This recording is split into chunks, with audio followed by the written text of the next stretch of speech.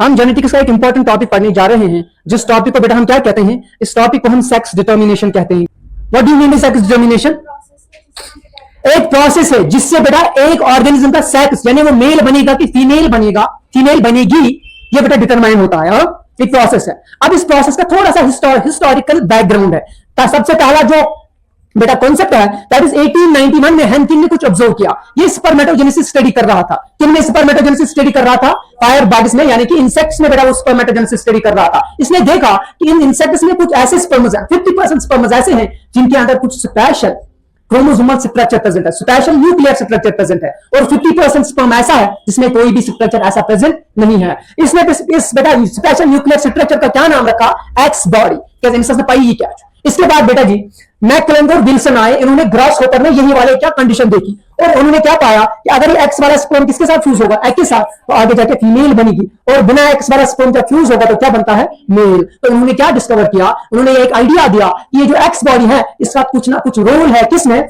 Sex determination. उसके बाद Sutton, Bavarian, Morgan के कुछ वर्क थी इसी एरिया में, इसी टाइम के दौरान बेटा ये वर्क भी हुई.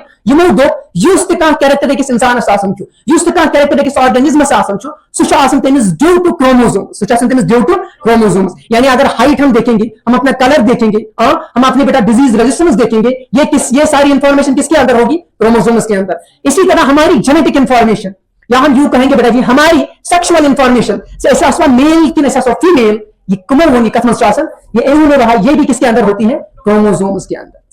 यानी कि यहां पे ये जो एक्स बॉडी थी, ये दर हकीकत क्या थी?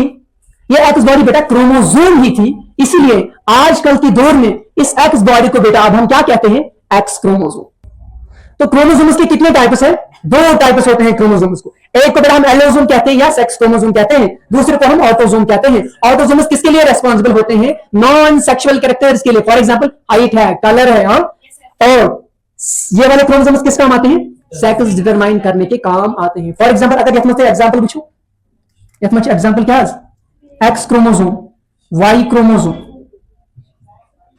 बाकी क्रोमोसोम नंबर 1, क्रोमोसोम नंबर 2, 3, 4, 5, 6 सब मुझे हम स्टार्ट करें ना, वो सारे क्रोमोसोम्स इसमें आएंगे.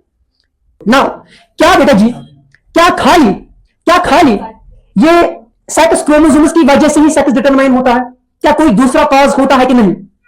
ये जो सेक्स डिटर्मिनेशन होती है ये खाली बेटा सेक्स क्रोमोसोम्स की वजह से ही नहीं होती. कुछ और भी फैक्टर्स होते हैं जो बेटा सेक्स को डिटरमाइन करते हैं. तो इसके बाद आप बेटा जी हेडिंग डाल दीजिए, टाइप्स ऑफ सेक्स डिटर्मिनेशन.